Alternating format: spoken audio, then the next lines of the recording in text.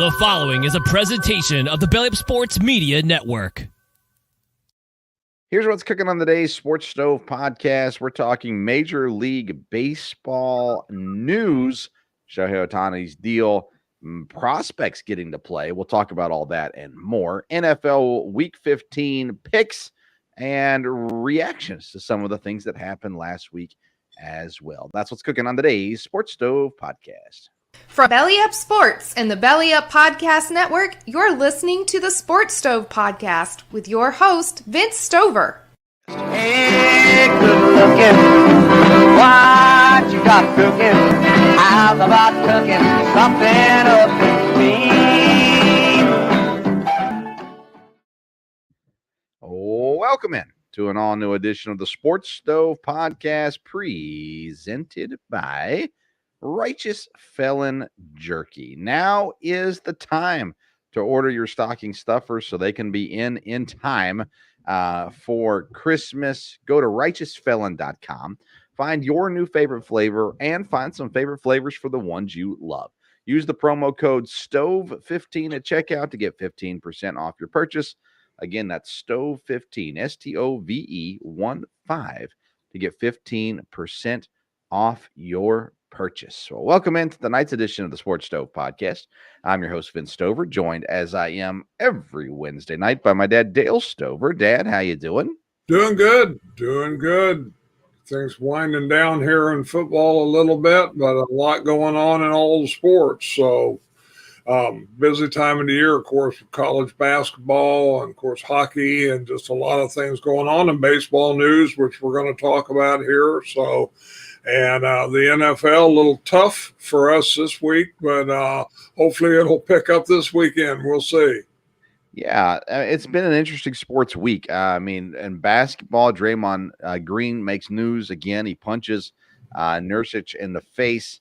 He's getting suspended indefinitely, which we, of course, don't know, is it going to end up being 3 games, 5 games, 10 games? Who knows? But he is definitely a repeat offender. So hopefully it's a while. There's just no need for his reactions, for his actions in the game, especially with so many kids watching. I mean, it's just teaching such bad habits. So hopefully they suspend him for a long, long time. But biggest news probably came in the Major League Baseball world this week when Shohei Ohtani signs with the Dodgers, which is exactly what we said would happen. But he signed with the Dodgers, signs this massive deal, $700 million, to find out, though, he's deferring pretty much all of it. He's going to get $2 million a year. And then basically when he's done playing is when he's going to get the rest of his money. And I heard someone today say could be a tax situation where if he doesn't get it till he moves back to Japan, then maybe he doesn't pay all those taxes on it that California has. And he makes a ton of money off the field anyhow, so that wasn't the issue, obviously. But the Dodgers land Ohtani. This year he'll just be the DH, and then ideally he'll start pitching again the year after. But it's a big get for the Dodgers. I mean, they're a big market. They've got a lot of talent on their team already. They add Ohtani in, and it's interesting to see. We'll see how it shakes out. There's talks of them adding guys from the Rays. I saw today rumors of Tyler Glasnow coming over possibly in a trade. So the Dodgers aren't done yet. And they've got the extra money to work with now that Ohtani defers pretty much his entire contract. Let's start with Ohtani to the Dodgers, Dad. Your thoughts on him and the fit that he'll be there in L.A.? Well, it's probably a good spot for him. Of course, he's staying right there in the L.A. area. He's a great player. Again, being a Giant fan, I can't be overly excited about the Dodgers, but it should really, should help them. It'll probably be good for baseball. More than likely, Ohtani will be in the playoffs and a little more so there. So big pickup for the Dodgers, no doubt about it. And be interesting to see how he does. Again, if he's only the DH, maybe he'll even be a better hitter than he was. You never know. We'll see. I think it's interesting. I think he's going to get surprisingly more publicity being with the Dodgers than he was with the Angels. And it's amazing that you had Ohtani and Trout on the Angels and they still couldn't capitalize on it. But that being said, he goes to the Dodgers, National League, which doesn't make a huge difference at this point with having the DH everywhere. But it's interesting. The contract, though, is really intriguing. And, I heard somebody say, I think it was Dan Patrick, but he's like, I mean, the union or the owners are gonna put in a rule that you can't do this. Somebody's gonna be upset about this deal because maybe it's Major League Baseball. I mean, this contract is crazy. It's never been done like this before, and so I wonder how long it'll take before before they nix that you can do this kind of contract again. That being said, Dad, isn't it? I think refreshing to have a superstar say, "Hey, I want to make sure the team has money to get more good players while I'm here. So I'm going to defer my contract till basically I'm done playing." And it helps the team. It helps them bring more people in. Are we going to start seeing maybe a little bit? I mean, he's still going to get his money. So are we going to start seeing a little bit less selfishness when it comes to contracts? Could this spread to the quarterback market in the NFL? Well, I think, like you said, it's refreshing to see a superstar do that. I don't know in this day and time and the way people are in society, I don't know that will spread around a lot and see people do that. It would make sense, for the team to be able to have more success and do that. And of course, now with guaranteed contracts and the fact that you are going to get your money at some point too, maybe we will see some of that. But I think Ohtani's kind of his own person and a little bit of a different deal. And so I don't know that anybody will jump to follow suit with him at that or not. We'll see. And be interesting to see. I think he'll probably fit in well with the Dodgers. Anytime you get a team with so many superstars, you wonder how, everybody's going to get along and how that's going to go. But so we'll see. Yeah, but in baseball, it's not the same as other sports. Yeah. Chemistry, I'm not saying it doesn't matter, but it definitely is not as big an issue. A bad personality can definitely ruin things, but they all seem to be decent personalities that are there currently. So I'm not too worried about that. Tom Brady did a similar, not the exact same thing with the contract, but there was a time there where Brady took a little less, trying to get players in and things like that. So it's happened before, and it didn't really spread. So we'll see if at least the creativity has to be applauded there for the agent and everything like that as well. Major League Baseball announced they're going to have a prospect game go on during spring training. I think this is a phenomenal idea. The top prospect on every team is going to play in a game during spring training. They'll call it the Spring Showcase. And the opportunity they're going to call it the Spring Breakout. And it'll happen on March the 14th through the 17th. And I think this is really neat. I think it's a great way. Baseball has failed to really market the sport recently. And I think this helps. You get these young faces out there. Let people start seeing who the future stars are going to be, and let them play some baseball at the same time. So I love this idea by Major League Baseball. I'm excited for it. Any thoughts on getting to see the top prospects play in a game here this spring? No, I think it'll be good, and I think you're right. Baseball is trying to do a much better job, being in front of people and getting fans kind of back interested from there. And I think, seeing this young talent, I think it's a good idea all the way around. The Giants signed center fielder Jung-Hoo Lee. He comes over from Korea, the KBO, and has had a lot of success over in the KBO. Let's see here. There's some fun things about this. Let's see here. This is from Jeff Passan, by the way. He is regarded as royalty. His father, Jong Boeum Lee, as the best all-around player in the KBO in history back in the 90s. And he was nicknamed the grandson of the wind because his father was called the son of the wind. So there you go. Red Sox come in with a big contract offer, 6 years, $113 million to land the Korean star. There's been some success, obviously, from overseas, and we'll see if that shakes out anything good for the Giants on there. A reminder that the Sports Stove Fantasy Baseball Show, we're going to actually start earlier than normal this year. We're going to kick it up in January, about midway through January. We'll have an official date on that soon. And when we get into the Sports Stove Fantasy Baseball Show, we cover all things Major League Baseball as well as fantasy baseball. Kevin Wilson is set to join me again on that program, and that'll air on Sunday nights at 8 p.m. And looking forward to getting that started again in the new year.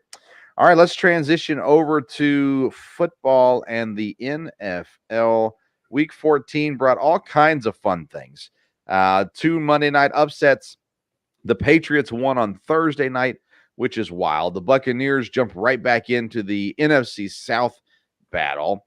Let's see here. The Jets dominated the Texans. That was exciting. The Bears beat the Lions, which is wild. The Vikings and the Raiders battled out a 3-0 game. I mean, just tons of things going on. And the Cowboys dominate the Eagles. The Eagles going through a real rough stretch right now. There's a lot of things we could talk about, but let's start with the Chiefs and the Bills. Came down to the end. The Bills ended up winning by 3. Kadarius Toney lined up offsides. Patrick Mahomes embarrassed himself with his reaction. Eventually did apologize for it. But part of the excitement around that whole thing was that Travis Kelce threw a lateral across the field, and it was not a planned play. He just did it. He saw a guy standing over there, chucked the ball down the field to Kadarius Toney across the field, who ended up getting in the end zone before getting called back for the offsides. The whole situation was wild and wacky at the end of the day, but Kadarius Toney was offsides, and I think we're kind of finally moving past. It took a couple days moving past the outrage. And most people I heard weren't even outraged. They were surprised by how the Chiefs reacted, how Patrick Mahomes reacted. Like, the dude was offsides. I don't know. What are your thoughts on that crazy ending to the Chiefs-Bills game? Well, it was crazy. I can see where the Chiefs in the moment would be very upset because of the play. The thing about this offsides, apparently, we heard this a couple weeks ago that I guess this has been a point of emphasis, but there hasn't been a lot of calls. You don't have the offense called offside very often. And obviously he was offside. There was no doubt about that. So the rule is you can't be offside. You can't really defend that. The NFL is going to have to get this officiating thing under control, because you got officials deciding the game. And, again, this is a call that, would have the Bills been arguing this if it hadn't have been called?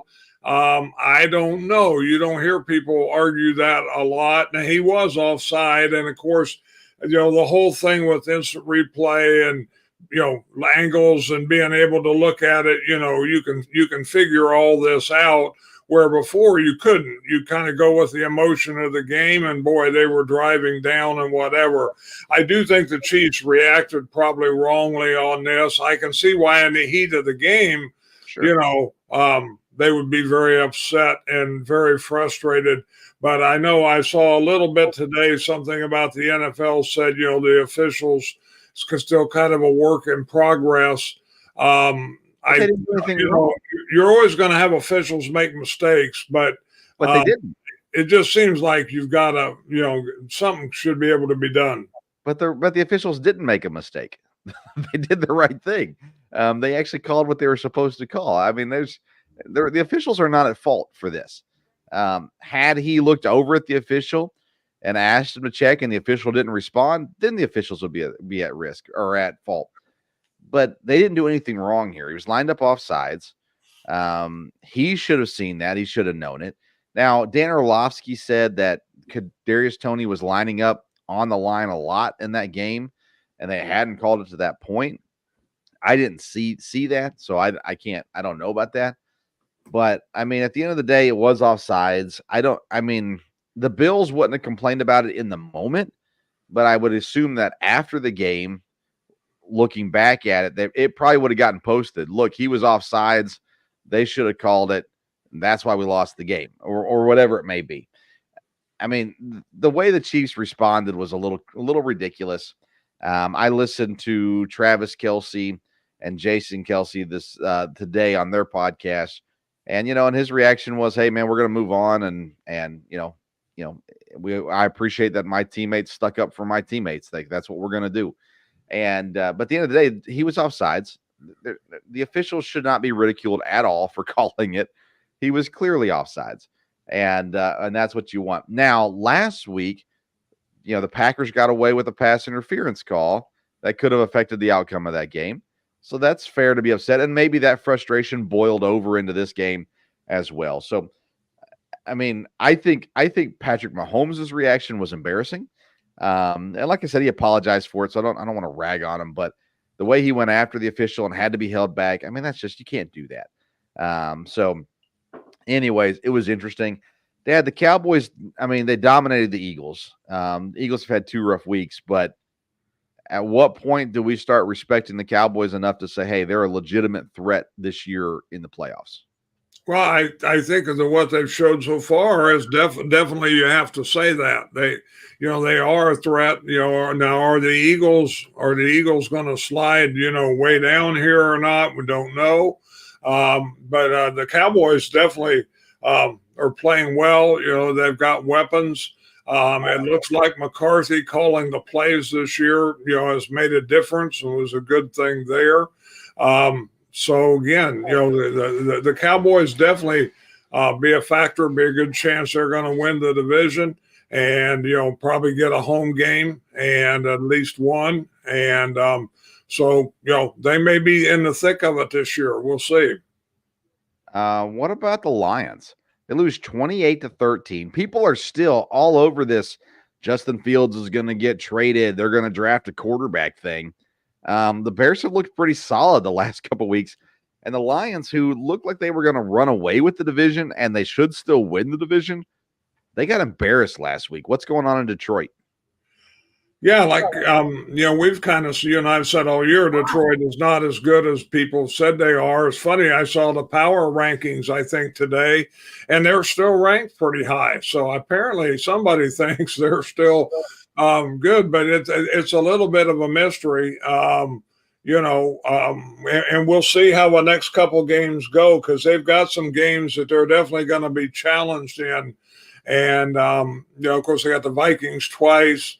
Got the Cowboys, and so be interesting to see how it ends up. I don't think Detroit is a dominant team at all. They may win the division, and if they win the division, they'll get a home game. And but I think they're a team that could be vulnerable in the first round, no doubt about it. Well, yeah, I mean, you want to play the Lions right now. Yeah. If you're a playoff team. They got the Broncos this week, the Vikings and Cowboys on the road the next 2 weeks, and then they're home against the Vikings to end the season. They could easily lose 3 of those 4. I mean, they should beat the Vikings, but I think the Broncos and Cowboys are losses, and they could split with the Vikings possibly. We'll see how that one shakes out. That's intriguing, though, to see. What about the Bears? I mean, I felt like they needed to fire at least their offensive staff. I mean, here the Bears are putting up points, doing what they need to do. And, I don't know. It seems like they're doing okay. They beat the Vikings 12-10, which is not great.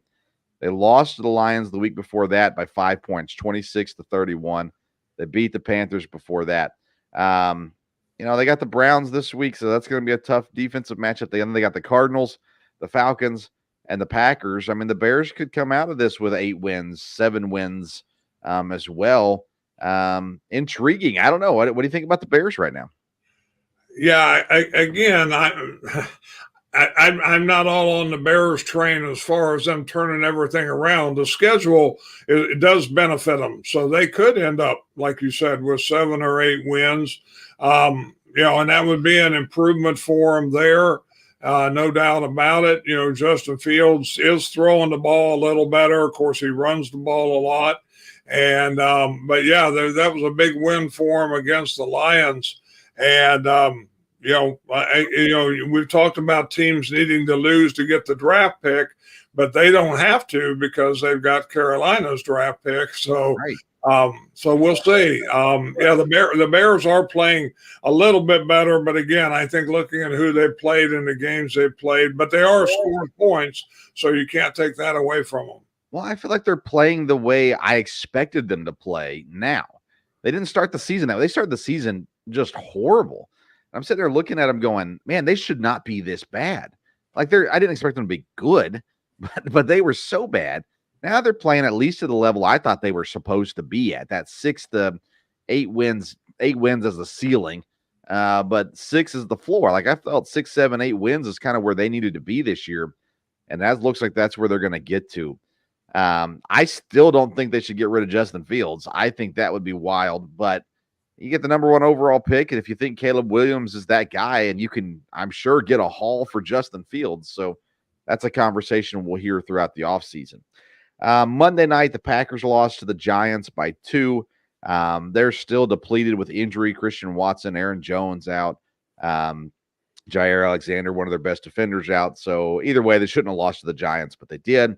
And then the Titans come up and upset the Dolphins, Dad. Pretty wild to see that shake out the way it did as well. And the Titans are that kind of team. I don't know. I always I should have picked them last week. I did not to cover. And I mean, they're going to be a pain in the tail for whoever they play. And they proved that this week with the Dolphins as well. Did the Dolphins overlook the Titans, or did the Titans just all of a sudden show up? Well, I think the Dolphins overlooked them, but I thought the Dolphins were the real thing, and they definitely stumbled on that one, no doubt about it. And but we'll see. They've got a game this week. Hopefully, they can bounce back and seem like again they've got a real good chance to win their division, but they'll have to keep playing. But yeah, I think they would have overlooked the Titans, and the Titans are one of those teams. You got Derrick Henry, and you can stay in the game. They can, doesn't matter who the quarterback is, as long as he can hand it off. That's what it's always kind of been for the Titans, and it's still that way. So, the Titans do surprise people, no doubt about it. I mean, I've said it all along. The Lions will always lion. So that's one explanation for what the Lions are doing right now. But Tua Tagovailoa will always be Tua Tagovailoa. So at some point, it always comes back to earth and things even out the way they're supposed to. Before we get into our picks for this week, quick shout out. I don't know if that's the right thing. Frank Wycheck passed away, former Tennessee Titan, part of the Music City Miracle. He was a big part of the Nashville sports world back when we lived in Tennessee. And, you hate to hear about that, especially wasn't that old. And so that was tough. And I'm sure the Titans will be doing plenty to memorialize him as well. So, like I said, he was a big part of the Titans back when we lived in Tennessee. And then he was a big part of the media after he got out of football for a while as well. So sad news out of Tennessee for sure. Let's get into our week 15 picks, Dad. We got 3 games on Saturday this week, which adds some extra football. But Thursday night, so we picked the primetime games, Thursday night, Sunday night, Monday night, and then 3 other random games as well. The Raiders could not hold off the Minnesota Vikings, losing 3-0 last week. They get to face Easton Stick and the Keenan Allen-less Chargers this week at home. The Vegas is in our runyourpool.com setting, they are a 2.5 favorite. That is actually higher in most other places. But they're hosting the Chargers without their starting quarterback, who's out for the year, without their best wide receiver, who's injured this week. And I'm interested to see your thoughts on Vegas and the Chargers, Dad. Well, it is a division game, but I'm going with Vegas on this one. They're at home, and neither team is really very good. But Vegas has won some games. It was disappointing that they let the Vikings beat them last week. Yeah, this was a hard one to pick. Obviously, wouldn't even pick this if we didn't have to. But 2.5, I'll go with Vegas, maybe to beat them by a field goal. So, Yeah, what's my rule with the Chargers, Dad? yeah, don't pick the Chargers. Yeah, so I'm picking the Chargers this week. Minus plus 2.5. Here's my thought process on it, and I know I'm going to lose this one. But here's my thought process: Easton Stick, no good. But the coaches know Easton Stick is no good. So what does that mean? That means they're going to focus on the run game. Austin Eckler and the backups. They're gonna run the ball a lot. Vegas is not that good. They've got a decent pass rush, but outside of that, they're really not that good either. So I think the Chargers are going to pull this one off, Dad. And when I'm wrong, I will come back and yell at myself for picking the Chargers because my rule is don't pick the Chargers. But I'm going to this week, Chargers plus 2.5, because I think the Raiders are just that bad. Sunday night football is another division, or excuse me, not division battle, but AFC battle. Baltimore Ravens, the 10-3 Baltimore Ravens are 3.5-point favorites on the road in Jacksonville. And Dad, we talked about Jacksonville a little bit last week, where I just don't trust them because they're so unbalanced. They just one day they're great, the next day they're not. Now, obviously, Trevor Lawrence is a little banged up. I really think Baltimore is a serious contender this year. And so I'm going to go Baltimore, 3.5-point favorites on the road. I know Jacksonville can show up and shut them down, but will they? That's the ultimate question. How do you sit with Baltimore and Jacksonville? Yeah, I agree with you on this one. Baltimore by 3.5, even though they're on the road. Baltimore's got a great opportunity to win the division and probably even to get in a good spot here as far as the seeding is concerned. And I think they're playing pretty good football right now. Jacksonville is really up and down. They may still win the division because everybody's kind of winning and losing in that division. But yeah, I think I picked Baltimore on that one. Monday night is Philadelphia at Seattle. Listen to this stretch from the Eagles dating back to the first game in November. They beat the Cowboys by 5. They beat the Chiefs by 4. They beat the Bills by 3 in overtime. And then the last 2 weeks, they got blown out against San Francisco at home, and they got beat handily by the Cowboys on the road. Now they are on the road in Seattle. They are the favorites in this game. And the question is will they come out and recover and rebound, or are they going to keep getting beat up a little bit? Because the rest of their schedule is easy, Dad. They have the Giants 2 out of the last 3 weeks, and they have the Cardinals. So can they survive Seattle this week? How are your thoughts on that game? Again, it's always tough when you're at Seattle. And Seattle's been a real up and down team. You don't know who's going to show up there. But I think Philadelphia is a good team. I think they will rebound. So again, it's a little iffy because it's on the road, but 3.5, I'll pick the Eagles, and hopefully they'll get back to their winning ways. Yeah, I really don't think Seattle's that good. Now they proved me wrong last year. They're 6-7 this year. I think Philadelphia is so desperate to get back on track that they will. So I've got Philadelphia as well in this game at minus 3.5 on Monday night. All right, so now we got 3 other games to pick, and I thought we had some interesting options this week, Dad. Let's start with you, though, on who's game 4 for you this week. I'll take the Saturday game with the Bengals at home against Minnesota. Take the Bengals to beat Minnesota by 3.5. I think the Bengals are challenging to get in the playoffs. Even with the backup quarterback, they're playing pretty good. Minnesota, they'll have to score a lot more than 3 points, I think, to beat Cincinnati. And Cincinnati's defense is good. So being at home again, I'll take the Bengals. They came through for me last week, and I'll take them 3.5 over Minnesota. It's an interesting pick. I did not pick this game. My friend Brad Taylor, host of The Bottom Line with Brad Taylor here in Lexington, he says Saturday night road dogs is the way to go. I could not pick Minnesota, but at the same time, I wanted to follow his leading, so I just stayed away from that game altogether. I think Cincinnati should win. They're at home. They've been playing decent football, and Minnesota is not good. And they've got a different quarterback now. I mean, I don't know. I'm staying away from that one as much as possible. But I did pick a Saturday game, Dad, and I went with Denver as 4.5-point underdogs in Detroit. Now, listen, Detroit's one of those team twos that they need to show up this week. Like they need it so badly. But I just think Denver's the better team right now. I don't think Detroit is the better team. So I picked Denver plus 4.5 on the road. How do you feel about Lions Broncos? Yeah, I did not pick that game. I considered it, but again, I would have picked Denver, like you said, but this is a game Detroit needs to win. So that one scared me a little bit there. Denver's not a juggernaut, but I do think they can win this one, and I think they're probably still in the playoff wild card hunt if they keep winning.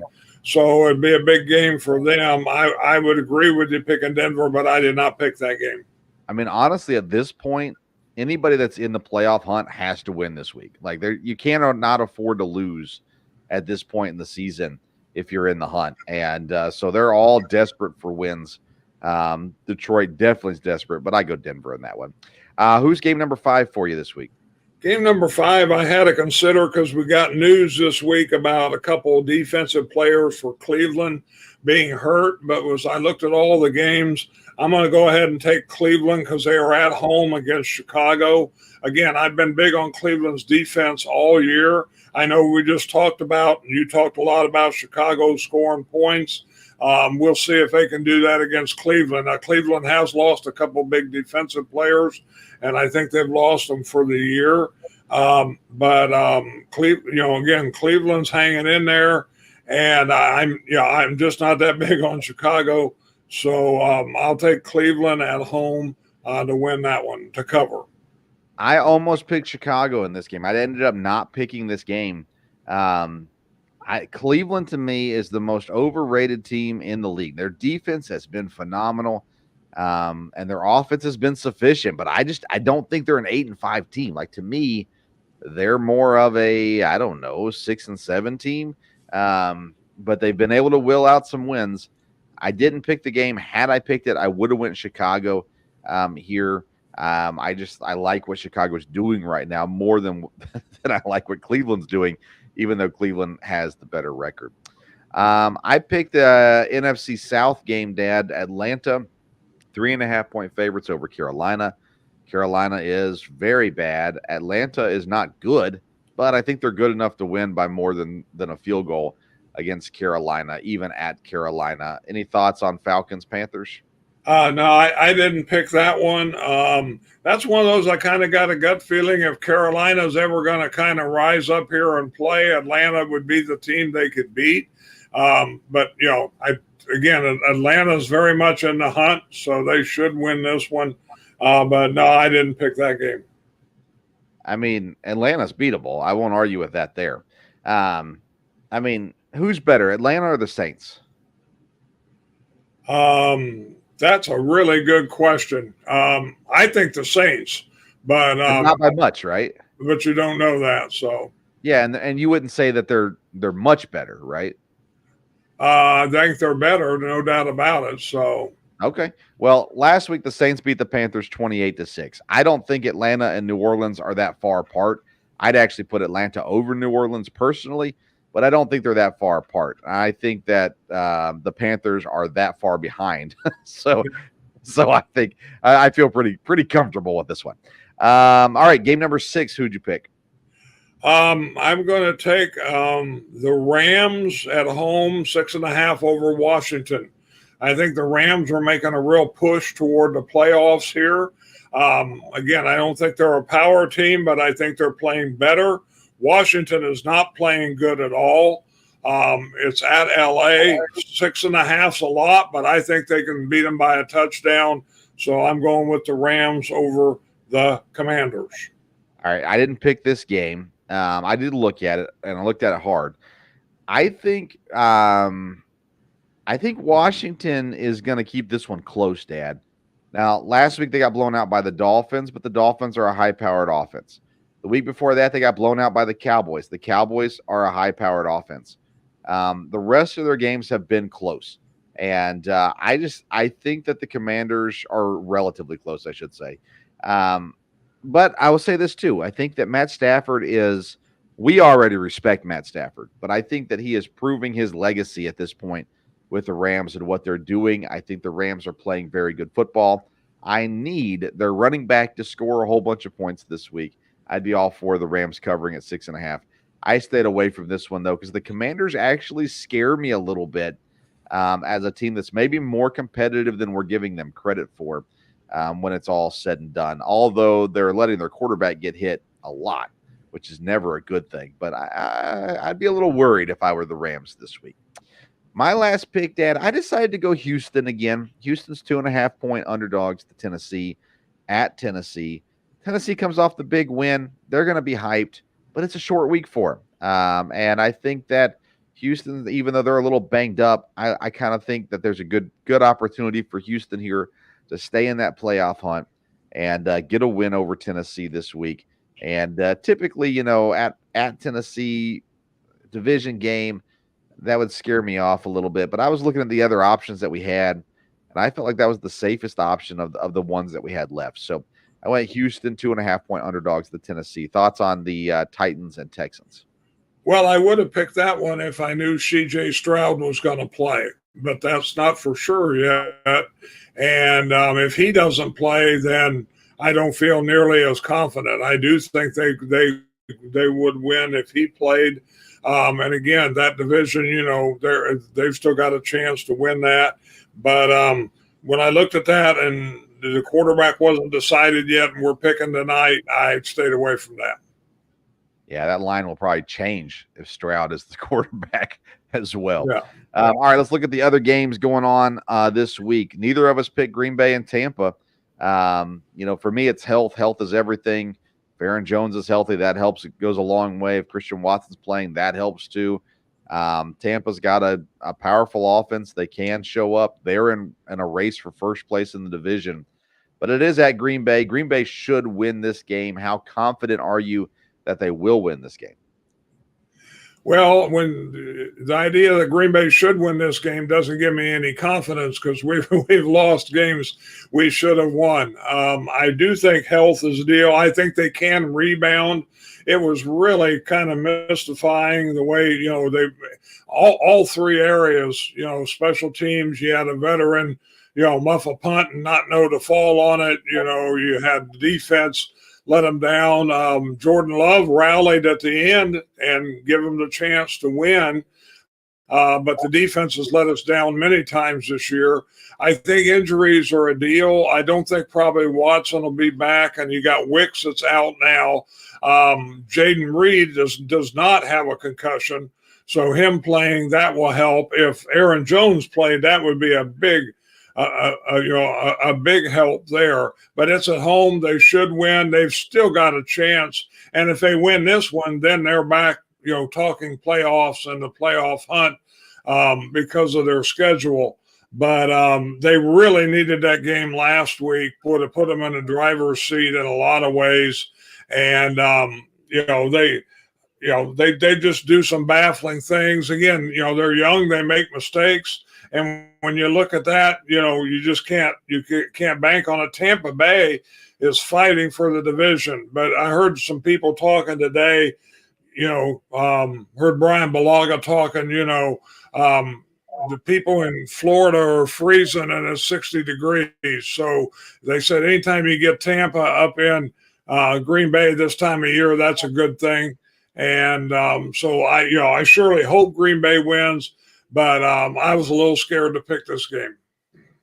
Yeah, had the Packers won Monday night, they would have actually been still in the division hunt. I mean, 2 games back with 4 games to go, and Detroit's got a tough schedule. So either way, though, that's the way it sits. New Orleans is at home against the Giants. The Giants got the win on Monday night. New Orleans 6-7 on the year. The Giants at 5-8. The Giants been playing better. Saquon 2 touchdowns this past week. Tommy DeVito's the story of the NFL, but the Saints are 5.5-point favorites at home. I would have picked the Giants had I picked this game against the spread.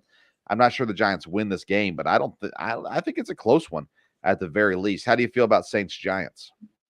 Yeah, the way the Giants have been playing, it should be a close game. Again, I would think New Orleans wins this. They have more to play for, but the Giants have surprised lately, no doubt about it. So, Miami plays the Jets. I'm surprised you didn't pick this game. Miami 9.5-point favorites. You've been kind of in on the Dolphins and their big spreads.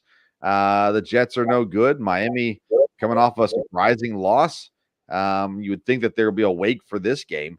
I think Miami wins, and they may win it big. I don't know. But I stayed away from the big spreads this week. Thoughts on Dolphins Jets?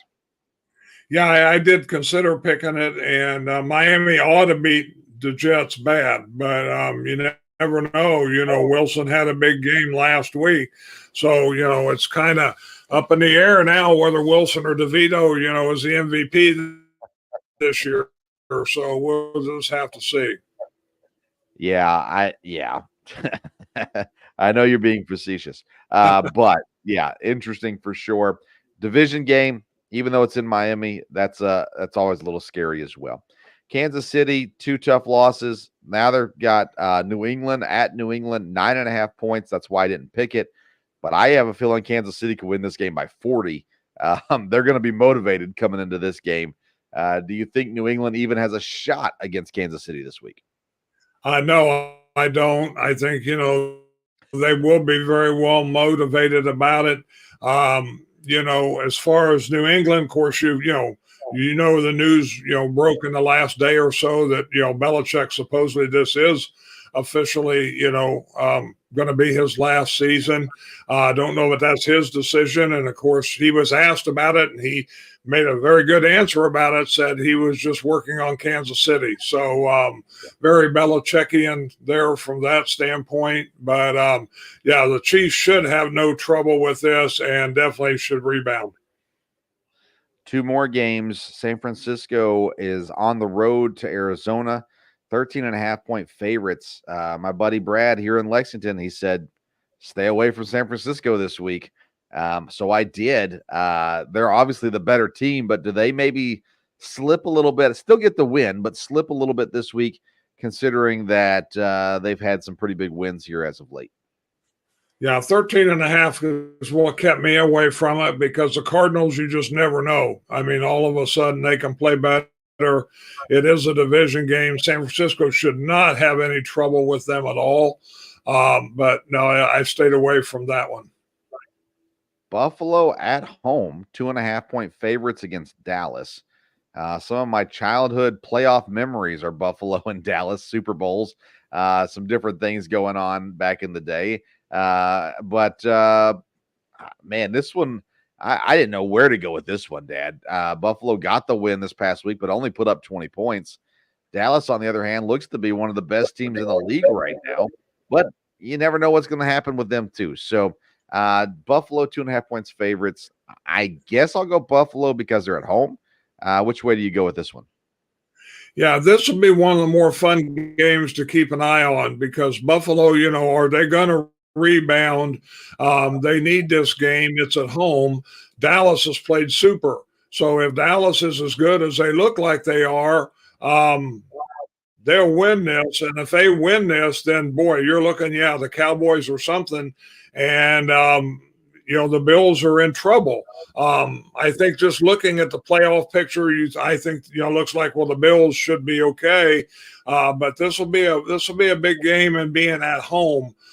So I'm real intrigued to pay attention to this one because I don't know which way this one will go. I agree with you on that. Will Dallas come out and really handle them? Will Buffalo come out and handle them? Will it be a close game at the end? And, Dallas guy, is offsides. Who knows? Dallas currently has the best point differential in the league at plus 188, 421 points for, only 233 against. San Francisco's close on their heels. And Buffalo is in 4th in the league right now fifth right now in the league on that. But Buffalo is currently tied with Pittsburgh, Cincinnati, Indianapolis, Houston, and Denver in the wild card hunt.